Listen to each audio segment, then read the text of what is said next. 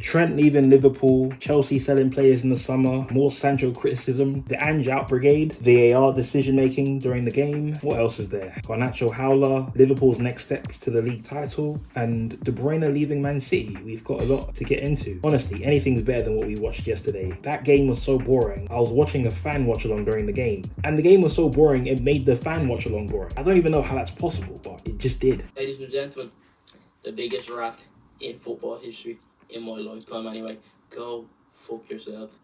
Trent Alexander-Arnold, after 2 years of flirting with Real Madrid and Jude Bellingham, finally decides to join them. Good fucking riddance. Do not let the door hit you on the way out. Anyone defending this, by the way, anyone defending this, have shame.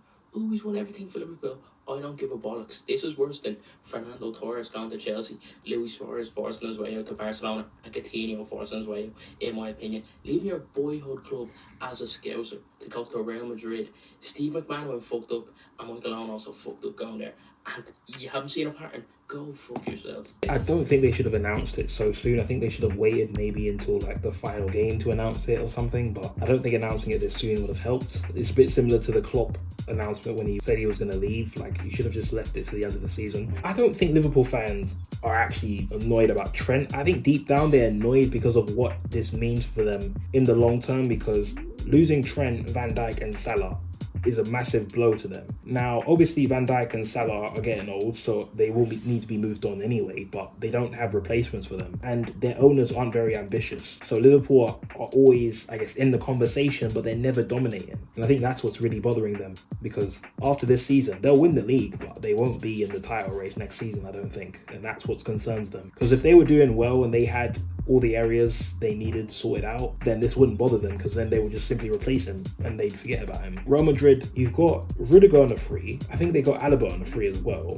They got Mbappe on a free. They got Jude on a free. And now they're getting Trent on a free. They're pulling off a blinder here. But at the same time, though, I don't like the signings, I'll be honest. But again, fair play to them. Chelsea are apparently selling these 11 players this summer. I'm going to rate each of them out of 10 based on how sad I'll be to see them go. Raheem Sterling, 1 out of 10. I'm not going to miss him at all. I thought he was going to be excellent. He really wasn't. He was awful for us. He's gone to our rivals, Arsenal, being even worse. It's going to be a 1 out of 10. I will not miss him at all. Next is Ben Chilwell. That's going to be a 7 out of 10. I think he was so crucial for us in that Champions League win. Really love him. Sadly, he doesn't fit the system anymore, but I hope he goes on and has a great rest of his career. It's going to be a 7 out of 10 for him. Kepa Arrizabalaga. I'm going to give you a 2. I would give you a 1 because you were so utterly awful for us at Chelsea, but I do kind of have a weird soft spot for you, so I'll give you a 2. Datro Fofana, it's going to be a 1. I have no connection to him as a player. He has barely played for us, and he will never play for us for again, so it's just going to be a 1 out of 10. Axel Disasi, however, I'm going to give him a 6 out of 10. I've got a soft spot for him. He always put... He was Whoa.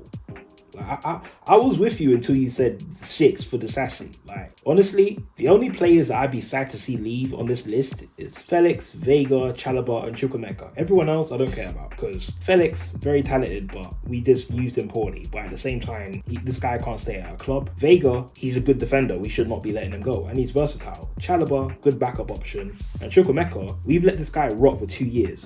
And now we're selling him. So yeah, we've handled this poorly. And those are talented players. We've just mismanaged them. As for everybody else, Sterling shouldn't have been signed in the first place. Chilwell should have left 2 years ago. Kepa should have left 5 years ago. Datro Fofana was a flip signing. And Disasi shouldn't have been signed in the first place. Gilchrist, there's always going to be that one player that from the academy that needs to be sold for pure profit. And Broya is another one who should have been sold like 3 years ago. Sancho though, what do we make? Do you think we should keep him or get rid of him? Sancho didn't even make a cross. I don't think he made a cross. He needs to get the ball in the box. Like, he's got all the trickery, he's got the footwork, and it opens up and he'll just pass it backwards. He needs to just swing the ball in the box. When you see opportunity, cut inside, swing it in the box. No one's in the box. Nobody's ever in the box. You might as well do Irish river dancing, mate, because the only thing he's doing is fucking tap dancing. This guy doesn't know what he's talking about, but he never knows what he's talking about, to be honest with you. Sancho just gets criticised for good decision making. I swear, it's ridiculous. Only in English football are players getting criticised for good decision making. In English football, if you're athletic, then you're good. That's it. That's all you need to win the fans over. You don't need to be good technically. As long as you're running around, you're doing a lot. That's considered doing a lot. That's English football in a nutshell, I swear. It's so frustrating, man. And then people wonder wonder why England don't win anything, and wonder why we get bopped off the park by European teams so often.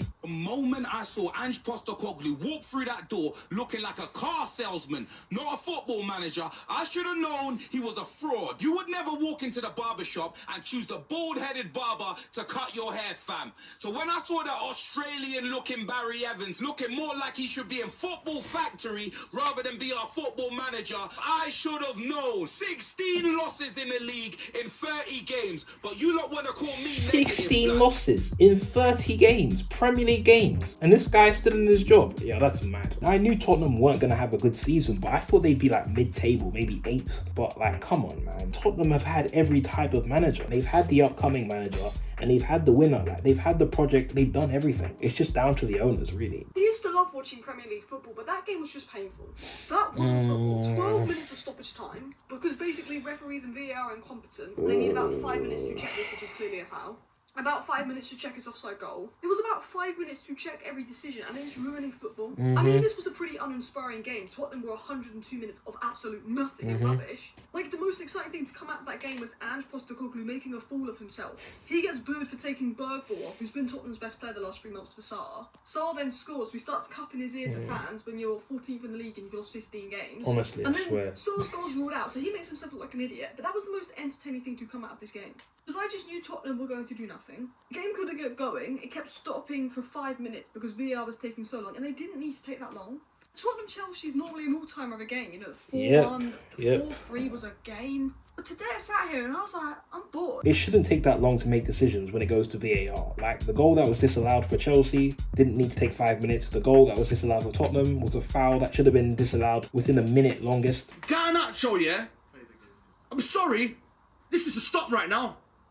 This needs to stop right now. You play for Manchester United Football Club. You are not the standard of this football club. This guy's got the ego of Ronaldo and the quality of a League One player. I've been telling Andre this. This guy's just not a good footballer. He's just not. All he does is run around. He can't shoot, he can't pass, he can't dribble, he can't make good decisions either. He's just not a good player. This right here is Liverpool's up and coming game. They got Everton tonight, then Fulham, then West Ham, Leicester, Tottenham, Chelsea, Arsenal, Brighton, and Crystal Palace to wrap it up. Let me know. Do you think Liverpool can absolutely bottle and choke the league? Because Arsenal right now, we got Bukayo Saka back. We are in full flow state. Well, they beat Everton, so that's one down. They're going to beat Fulham. They'll beat West Ham. They'll beat Leicester. They will beat Tottenham. They'll beat us. We're not going to beat Liverpool. You guys will not beat Liverpool at Anfield. They might draw to Brighton, and then they'll beat Palace. Like, Liverpool have won this league. Arsenal fans are getting excited because they beat Fulham when they have Real Madrid coming up as well. I swear, these guys are ridiculous. I won't be surprised if they lose to Everton. I really wouldn't. Liverpool fans across the world are going to be smiling right now. Rivals, fans of other clubs outside of Liverpool that are playing in the Premier League are going to be pissed off. Why? Rumor has it that Mo Salah has signed the team. That shouldn't bother anybody. Mo Salah is like 33. Why would that bother me if he signed a new contract? Their owners aren't ambitious. They won't buy a replacement. It really doesn't bother me. No, Kevin, what do you mean, dear Manchester? How can you do this to me, bro? We all know what that shit means when you start saying, dear Manchester. Oh, I'm gonna start crying, bro. It's actually happening, bro. Look at this. Seeing this, you probably realize where this is headed. No. So I'll get straight to it and let you know that these will be my final months as a Manchester City player, bro. This day should have been around this time last year. City fans are the last people to be worrying about players who come and go. Like, you're Man City, you'll be fine. De Bruyne has been fantastic. He's had a great career. It's funny because Manchester City will sell De Bruyne and they'll be back to where they were last season. So they'll be fine. They'll be fine. Players come and go. Man City will still be fine. Even when Pep leaves, I don't think it'll be the end of the world for them.